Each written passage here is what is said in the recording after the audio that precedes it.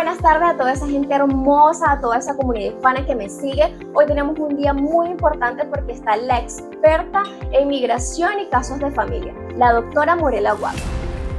Y ustedes preguntarán, ¿por qué la doctora Morela Aguado? Número 1, porque es la persona encargada de llevar mi caso. Y número 2, porque la doctora Morela Aguado viene de una familia hispana.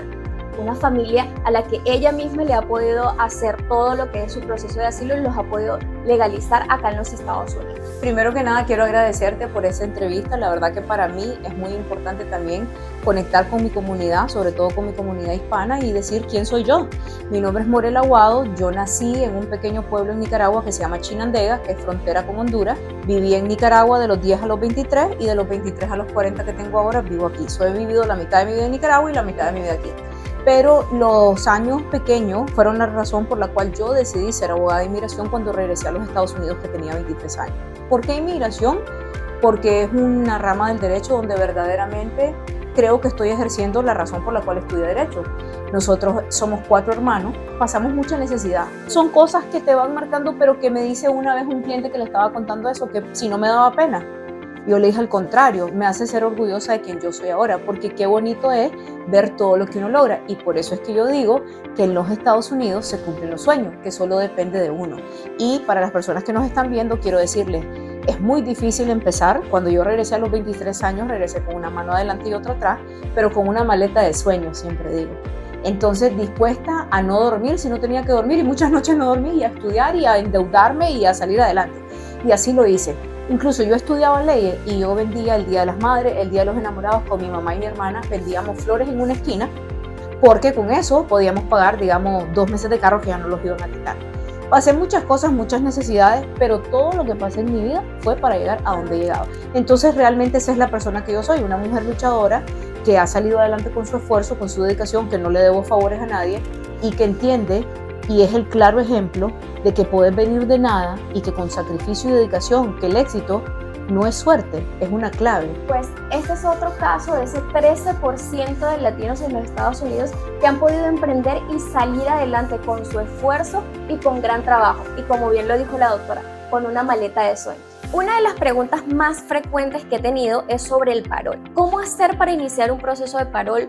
¿Qué es el parol en sí? El parol es un programa que se implementó por la administración del presidente Biden, que realmente yo considero como abogada de inmigración que es maravilloso, porque beneficia a muchas personas que normalmente no se les permitiría la entrada legal a los Estados Unidos. El parol es un permiso para viajar de tu país a los Estados Unidos dependiendo del país en el que estés por 2 o 3 años y te permite obtener permiso de trabajo, licencia de conducir, Social Security y una cosa súper importante, como las personas están viniendo de manera legal, están contribuyendo a la economía de los Estados Unidos porque recordemos que todas las personas que vengan a trabajar van a pagar sus impuestos. Entonces eso para mí es fundamental, dependiendo del país que sea uno, es la facilidad de que te den el parol. Por ejemplo, para Nicaragua, Cuba, Haití y Venezuela, te puede pedir cualquiera puede ser tu patrocinador. ¿Qué es un patrocinador? Toda persona que se le pide un parol, hay un patrocinador. Si el patrocinador no es aprobado, no hay parol para esa persona. Entonces, por ejemplo, yo podría pedir a mi mejor amiga, que conocí cuando tenía 3 años, y ahora la quiero pedir y está en Nicaragua, y puedo pedirla a ella, a su esposo, a sus hijos, a quien yo quiera. No tengo que tener una relación familiar. En cambio, para los países de Colombia, Ecuador, El Salvador, Honduras y Guatemala, se necesita tener una petición familiar aprobada. No puedo pedir a esa amiga, solo podría pedir a una hermana, a un papá, a una mamá, a alguien que yo haya pedido, pero no solo pedido, ojo, tiene que estar aprobada. Y esa es una gran diferencia. Para los países de Venezuela, Nicaragua, Cuba y Haití, el parol es válido por 2 años, o sea, se les permite estar hasta 2 años, y para los otros países hasta 3 años. ¿Qué va a pasar después de esos 2 años? No lo sabemos. No lo sabemos porque no nos lo han dicho, porque el programa no tiene todavía 2 años de estar implementado, pero la lógica como abogada me hace pensar de que si vos estás trayendo a todas estas personas que somos de países necesitados, donde tenemos una situación difícil, nadie se va a querer regresar. Y si son gente productiva, sin récord criminal, que está contribuyendo a la economía de los Estados Unidos, lo lógico es que suceda más o menos lo que ha sucedido con las personas con TPS, que es que lo sigan aprobando continuamente. Ahora, ¿van a llegar las personas que vienen con parol a tener una residencia? Eso no lo sabemos, eso está bien difícil porque si las personas que tienen TPS, que tienen 20 y pico de años aquí, no han logrado todavía una residencia, es más complicado para las personas con parol, pero mientras tengan estatus legal pueden tener después otras avenidas de legalización que son los familiares que tienen aquí. Y por eso yo creo que si usted nos está viendo y usted está considerando cruzar la frontera de manera ilegal o arriesgar a sus niños, mucha gente muere en eso, los secuestran, pasan muchas cosas, muchachos. Y ustedes tienen la posibilidad de que alguien los pueda pedir, tengan un poquito de paciencia porque no tienen idea la diferencia que hace cruzar por la puerta grande, como digo yo, que es el aeropuerto, a cruzar de manera ilegal, porque al cruzar de manera ilegal se abre una caja de Pandora que es lo que son los procesos de corte y de deportaciones, y es triste esa situación.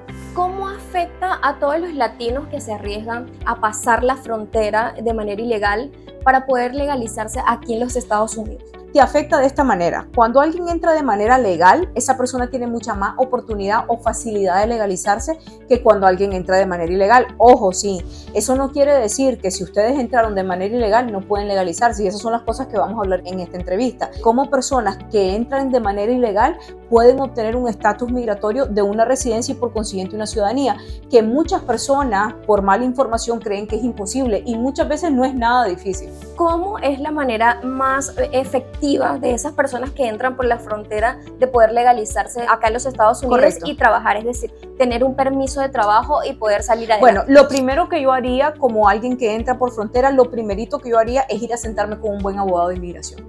Información es poder, y yo he tenido la experiencia, lamentablemente, de sentarme con clientes que yo pude haber ganado ese caso en un abrir y cerrar de ojos, pero vienen aquí ya muy tarde. Como abogada de inmigración tenés que decirle a tu cliente si se puede, si no se puede, y crear expectativas reales, porque yo tengo personas que tienen muy buenos casos de asilo y tienen miedo porque dicen yo no tengo prueba. Ejemplo, si ustedes han estado en una cárcel, si ustedes han sido torturados por su gobierno, ¿qué prueba van a tener, muchachos? Más que la veracidad de tu testimonio respaldado por otras cosas.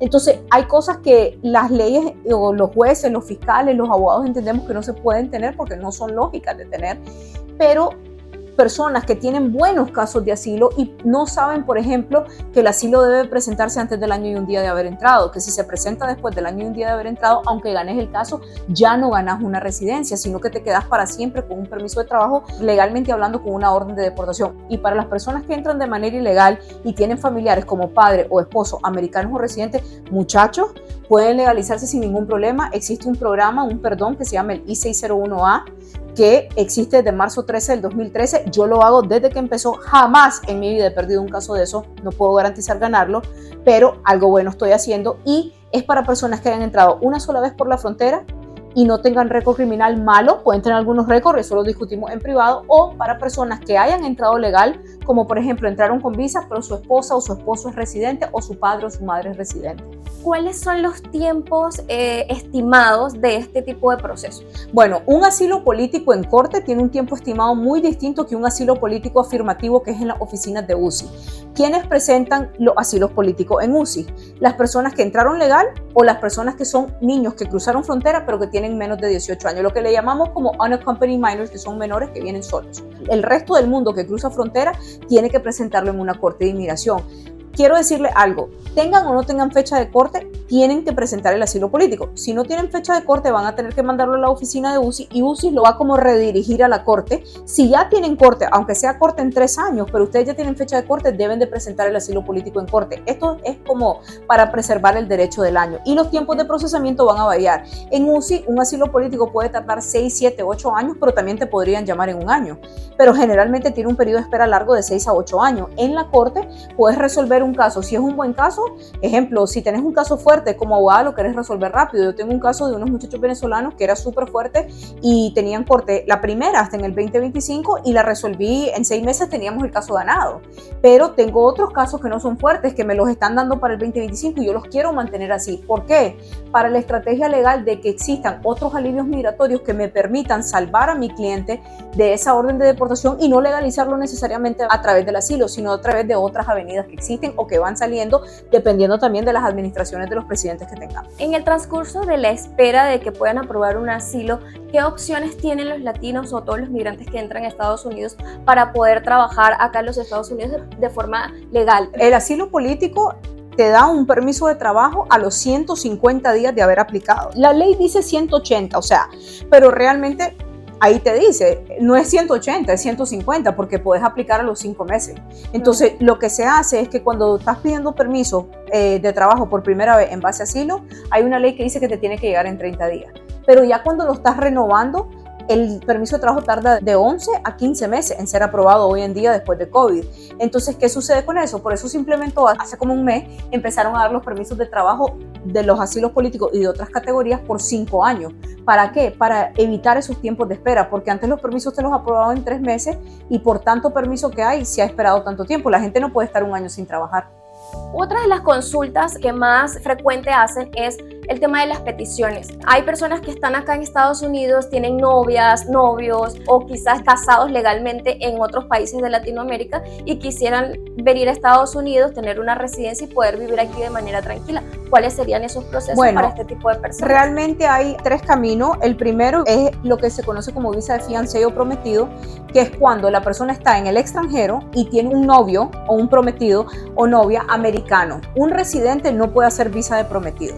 Un residente no puede pedir a su prometido, solo un ciudadano americano. Y eso más que nada se utiliza cuando la persona, digamos, está en Nicaragua, en Venezuela, en Colombia, lo que sea, en qué país, y no tiene visa de turista. O sea, no hay manera que venga a los Estados Unidos. Entonces se le hace una visa de prometido, es una visa que es de una sola entrada, solamente puedes entrar una sola vez a los Estados Unidos y una vez que entras te tenés que casar en 90 días. Si no te casás, tenés que regresarte o se convierte en una deportación. Y solo te puedes legalizar a través de esa persona que te pidió, tiene esa restricción. En cambio, si ya estamos hablando de personas que se casaron en el extranjero, es decir, misma situación, no pueden venir aquí a los Estados Unidos, yo soy americana, tengo un novio en Haití y voy a Haití y me caso con él. Entonces voy a hacer un trámite que se llama proceso consular, que es decir, voy a hacer la petición de esposa a esposo aquí, la van a aprobar y luego van a mandar ese expediente a un lugar que se llama Centro Nacional de Visa, que se encarga de procesarlo, y luego esa persona va a tener una entrevista para su residencia en su país y va a entrar ya como residente. La otra opción y la tercera es que la persona ya está dentro de los Estados Unidos y, digamos, califica para hacer la residencia dentro de los Estados Unidos. Eso depende si el esposo es americano, si es un padre, si entró con visa, etc. Entonces, esa persona no tiene que pasar por todo esto. Simplemente el hecho de haber entrado legal a los Estados Unidos y tener un familiar inmediato o un esposo, digamos, americano o esposa, te permite presentar todos los documentos de residencia aquí. Y ojo, no importa cuánto tiempo hayas estado ilegal, lo que importa es que tu esposo o esposa sean americanos y que vos hayas entrado, o que yo sea la madre de un menor de edad y mi hijo tenga 16 años y entró con visa, lo puede hacer. O sea, la única forma de que puedan quedarse aquí de manera legal y llegar a ser residentes o ciudadanos y no pedir el perdón es entrar de forma legal. Bueno, no necesariamente. Te voy a explicar cómo funciona el perdón. El perdón por haber entrado ilegal o haberse quedado ilegal es el I-601A. Tiene un periodo de espera de 3 años y medio ese perdón. Primero se tiene que hacer la petición. Generalmente estos casos están tardando, yo te puedo decir, 5 o 6 años. Antes de COVID se resolvían en 1 año y medio, pero todo ha cambiado. Y son para las personas que entraron una sola vez a los Estados Unidos, no más de una vez, y que entraron, digamos, para los que entraron ilegal, tienen que tener esposo americano residente o padre americano o residente, no hijos, solo esposos o padres. Y para los que entraron legal, generalmente es cuando tienen padres americanos o residentes o un esposo residente. ¿Por qué no americano? Porque si entraste legal y tenés un esposo americano, no tenés que pedir ningún perdón. Otra de las consultas que tenemos también es las visas de trabajo. Okay. ¿Cuáles serían los requisitos de los extranjeros que quisieran venir a Estados Unidos a trabajar, pero con una visa de trabajo? Todo depende del caso específico. Ahí sí te tengo que decir. De manera general te puedo decir que están las visas de trabajo H1B, H2B, que más o menos son cuando traes los empleados para que vengan a trabajar a tu empresa y que luego conlleva una residencia, que eso es importante. No todas las visas de trabajo te llevan a una residencia, pero tienen un periodo de espera largo porque tienen un máximo de visas de 60,000 al año, etc. Están visas de inversionista cuando la persona viene con capital, que viene a invertir cierta cantidad, dependiendo, digamos, $100,000 muchas veces, y les dan estatus legal. ¿Cuál sería la cantidad mínima que debería un inversionista tener para poder optar por una visa de inversionista acá en Estados Unidos? Correcto. Para la de inversionista yo diría, realísticamente hablando, que unos $100,000 para arriba para inversión. Pero, por ejemplo, hay una visa que se llama la L1, que es cuando la persona viene como ejecutivo de una empresa que se está formando en los Estados Unidos, que es una filial o sucursal de una empresa en el extranjero. Entonces esa no requiere del mínimo de inversión y esa, al contrario de la de inversionista, te lleva a una residencia. Están, para resumir, porque hay muchas, está la visa O de habilidades extraordinarias que, por ejemplo, si sos artista, si sos el mejor jugador de ping pong, si sos el mejor tenista, el mejor maratón, son visas que pueden utilizarse y que te llevan a una residencia. Por eso te digo que es caso específico. Usted se especializó como abogada en Nicaragua y luego al llegar acá en Estados Unidos revalidó su título, volvió a estudiar para ser abogada y poder ejercer acá en los Estados Unidos. Sí, a los 23 años estaba recién graduada de abogada en Nicaragua, pero cuando vine a los Estados Unidos mi título no era válido en los Estados Unidos. Entonces lo que yo hice fue aplicar a la escuela de leyes como cualquier americano que vivía aquí. Apliqué a la escuela de leyes, yo estudié en la Universidad de Miami, hice los 3 años de la escuela de leyes, me gradué como abogada y luego tomé lo que le dicen aquí el bar, que es la licencia para poder ejercer. Soy igual de abogada, como digo yo, que cualquier americano en los Estados Unidos y abogada también en Nicaragua. A todas esas personas, a todos los latinos que están acá, que tienen un título en su país, la doctora Morela Aguado también es un ejemplo de que acá lo puedes revalidar y poder ejercer tu carrera y cumplir todos tus sueños.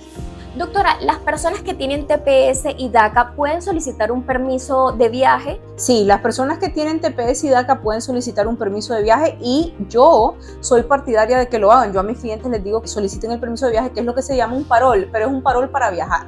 ¿Por qué? ¿Por qué queremos que lo hagan? Porque cuando esa persona sale y vuelve a entrar, esa nueva entrada es una entrada legal y se puede utilizar para luego legalizarse a través de familiares. Como por ejemplo, si yo tengo un cliente que tiene DACA o que tiene TPS, entró por la frontera y tiene una esposa americana y viaja y regresa, hay un caso que se llama Matter of Arabelli que les permite a ellos utilizar esa entrada del parol como una entrada legal y obtener su residencia dentro de los Estados Unidos, evitando hacer el perdón I-601A y ahorrándose años para legalizarse. Hay muchos rumores en cuanto al TPS, que si te dan un permiso de trabajo no te garantiza la entrada nuevamente a los Estados Unidos. ¿Qué tan cierto es eso? Bueno, eso es totalmente cierto y eso le digo a todos mis clientes. Es más, cuando te aprueban el documento para viajar, que es el parol, en la parte de la antorcha o del documento que está aprobado te dice, este documento en la parte de abajo no garantiza entrada a los Estados Unidos.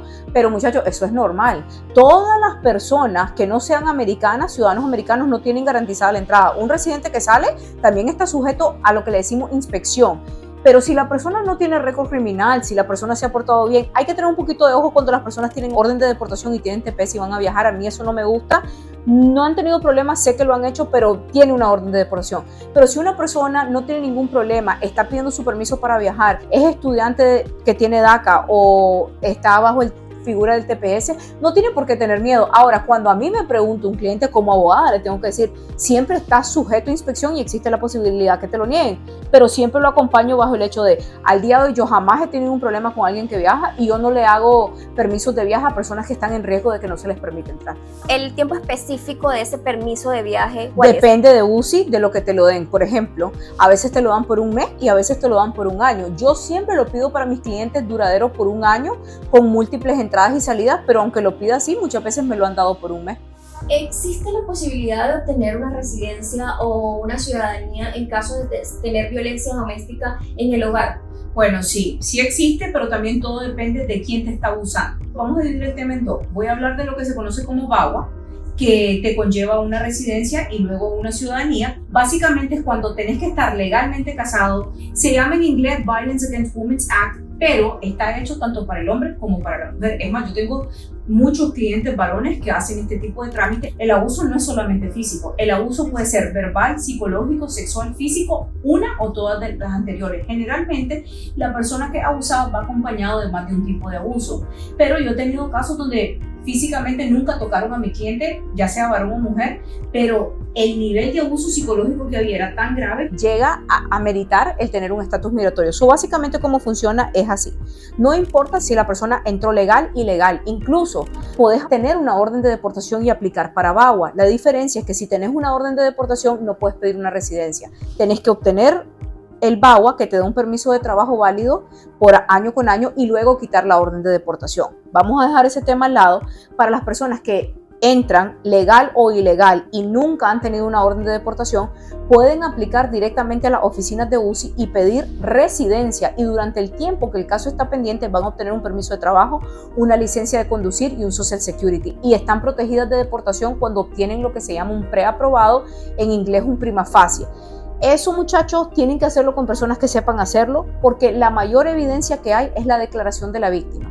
Es decir, estás en un matrimonio, yo te voy a pedir tu declaración, me tenés que contar de principio a fin qué es lo que pasó desde el día que conociste a tu esposo o esposa hasta el día que te separaste, todo con lujo de detalle.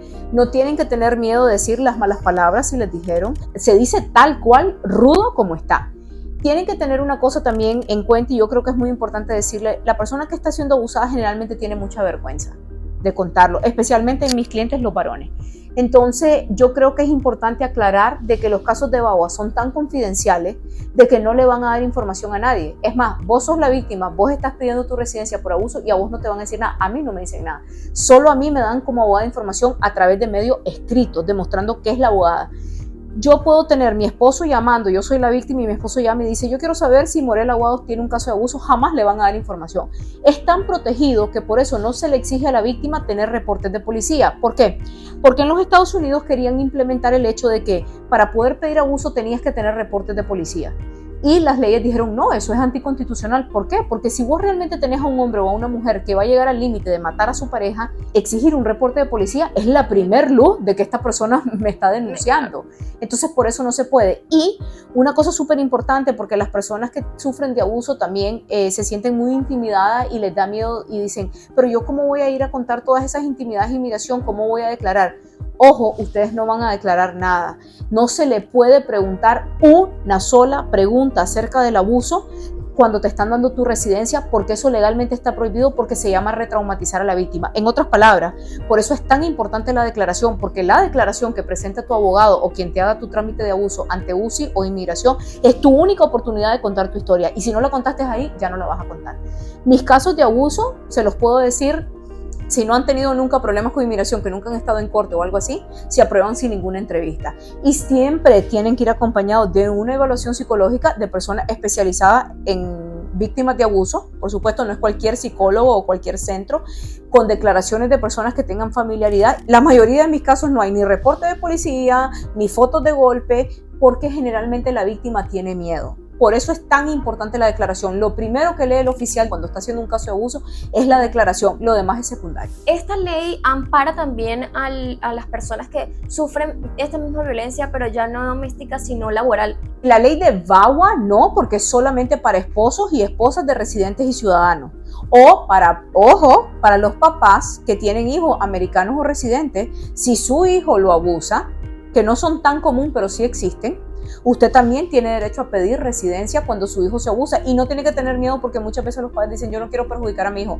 No lo va a perjudicar ni al hijo ni al esposo, no le crea ningún récord criminal, no le toca ni un pelo, precisamente por eso, por las consecuencias que puede tener eso. Las personas que están pasando por abuso laboral y que están pasando por abuso y no están casados y el abusador no es americano o residente, existe algo que se llama la visa U, que te da un estatus legal por 4 años, y cuando ya tenés 3 años de tener ese estatus legal, si no tenés orden de deportación, podés después pedir una residencia. Si tenés orden de deportación, quitas la orden de deportación y después pedir la residencia. Y ahí es donde caen las personas que, por ejemplo, tienen su esposo de Guatemala, ella es de Guatemala y el esposo le pega, o fuiste a una tienda y te robaron, o estás siendo abusado en tu área de trabajo, porque para hacer visa U tenés que tener 2 requisitos: ser víctima de un delito enumerado por la ley, entre esos la violencia doméstica, el secuestro, amenaza de muerte, robo, etcétera, y a la misma vez contribuir con las autoridades. Es decir, si a mí me llaman a que yo vaya a declarar en contra de mi esposo y yo estoy diciendo que mi esposo me maltrata y yo no colaboro con las autoridades no me van a firmar la certificación,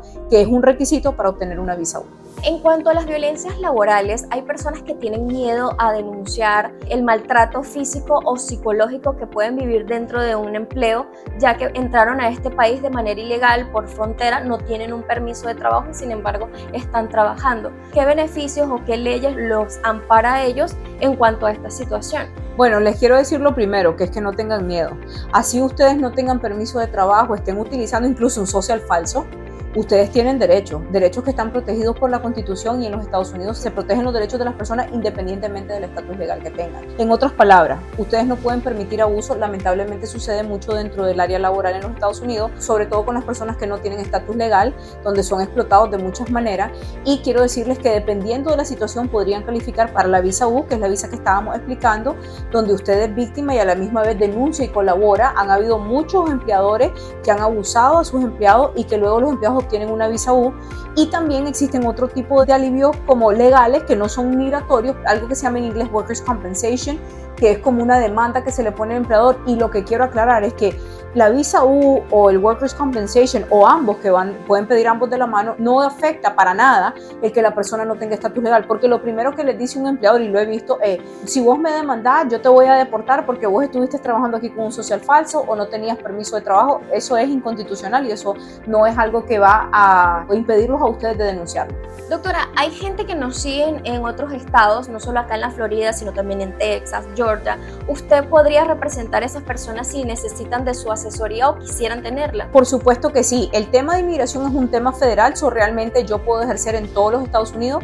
E incluso quiero decirles algo, yo tengo clientes de muchos estados.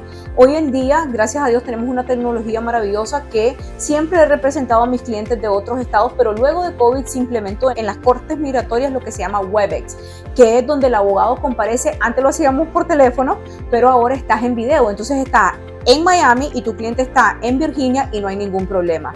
Incluso yo tomo casos de personas que están en otros continentes y tampoco hay ningún problema. O sea, no estamos limitados a representar. Mis clientes son la mayoría de la Florida, pero tengo muchos clientes fuera de los Estados Unidos, y no solo de los Estados Unidos, tengo clientes en Europa, tengo clientes en otros continentes, y siempre manejamos el caso sin ningún problema.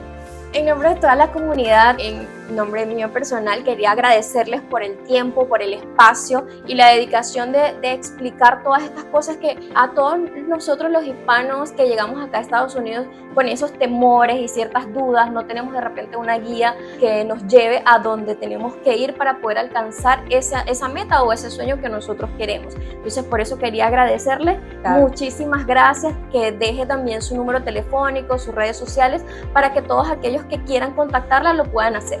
Claro que sí. Primero que nada, gracias a ustedes por la oportunidad. La verdad es que para mí es un placer sentarme aquí, porque es muy importante para mí que las personas que nos están viendo sepan que los sueños sí se cumplen y que solamente es cuestión de dedicarle. Eso es algo que yo quiero que todos ustedes que nos están viendo sepan, de que no deben de darse por vencidos, que yo sé que es muy duro cuando uno entra y está recién llegado. Yo me atrevería a decir que los primeros 3 años son bien difíciles. Creo que ese es como los años más difíciles que tenemos, pero que a medida que ustedes vayan trabajando y ustedes se vayan esforzando, ustedes en este país van a ver su fruto. Van a haber momentos en que se van a querer regresar. A mí me pasó muchas veces, gracias a Dios nunca lo hice, y créanme, muchachos, que si yo me hubiera regresado, creo que definitivamente no estuviera donde estoy, ni lo que quiero lograr desde el punto de vista profesional y ayudando a mi comunidad. Y con respecto a cómo me pueden contactar, definitivamente el número de teléfono de mi oficina es el 786-360-1135, pero estoy en todas las plataformas sociales. Estamos en TikTok, Instagram, Facebook, obviamente el Google, ahí nos pueden buscar, y siempre estamos lo más sencillo del mundo, Law Office of Morel Aguado, o ponen Morel Aguado, abogada de inmigración, y le va a salir.